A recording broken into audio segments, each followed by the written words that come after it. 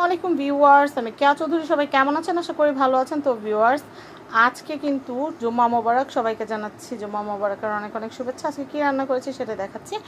আজকে রান্না করেছি পোলাও, রোস্ট, তারপর এটা হচ্ছে থাই চিলি চিকেন ঝুরাটা, আর এইটা হচ্ছে আমার ননদের বানানো সালাদ, আর এখানে বানিয়েছি ফিরনি। তো এই হচ্ছে আয়োজন। আপনারা কে কী রান্না করেছেন? শুক্রবার দিন মন চায় আরও বেশি কিছু রান্না করতে, কিন্তু সময়ের জন্য কিন্তু হয়ে ওঠে না। আর শুক্রবার দিন রান্না করার সময় অনেক কম পাওয়া যায়, কারণ ছেলে মানুষ সব বাসায় থাকে। ছেলে মানুষ বলতে গেলে মানহার বউ বাসায় থাকে, আর পুরুষ মানুষ বাসা থাকলে কিন্তু হাতে সহজে কাজ উঠতে চায় না, কিছুই করতে মন চায় না, মনে হয় শুধু বসে বসে গল্প করি। তো যাই হোক, এই যে খাবার দাবার গুছাইছি, এখন একসাথে সবাই মিলে খাবো। তো ভাবলাম যে একটা ফ্যামিলি ব্লগ করে ফেলি। আপনারা প্রায় সময় বলেন যে কে আপু আগের মতো তো ভিডিও দেন না। আসলে আগের মতো আমি তো সময় পাই না, আমার বাইরের কাজ করতে করতে আমার সময় চলে যায়, বাইরের কাজ ঘরের কাজ করতে করতে সময় চলে যায়।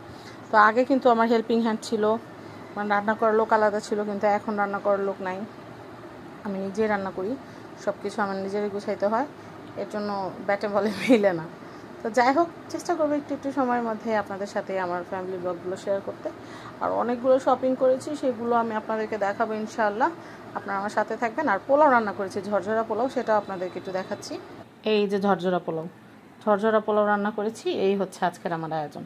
তো বেশি কিছু রান্না করি না, অল্পর মধ্যে চেষ্টা করেছি শেষ করতে। আর বেশি রান্না করলে খাওয়া হয় না, ফ্রিজে একটা খাবার একবার উঠাইলে সেই খাবারটা আর খাওয়া হয় না, তাই বেশি বেশি রান্না করি না, একেবারে যতটুকু না হলেই না, ঠিক অতটুকুই রান্না করেছি। আর পোলাও একবেলার বেশি আমাদের বাসায় কেউই খাইতে চায় না, মানে মানহাও খাইতে চায় না, মানহা আব্বু খাইতে চায় না, আর আমার কাছেও ভালো লাগে না, আমার কাছে ভাত ভালো লাগে। তো এই জন্য একবেলারই পোলাও করছি। তো যাই হোক, আপনাদের আমার এই ব্লগটা কেমন লেগেছে অবশ্যই জানাবেন। আপনারা যদি লাইক কমেন্ট করেন বা আপনারা যদি দেখেন, তাহলে আমি আরও সুন্দর সুন্দর ভিডিও দিব ইনশাআল্লাহ। তো ফ্যামিলি ব্লগ নিয়ে আবার হাজির হব। এখনকার মতো বিদায় নিচ্ছি। সবাইকে জানাচ্ছি জুম্মা মুবারক।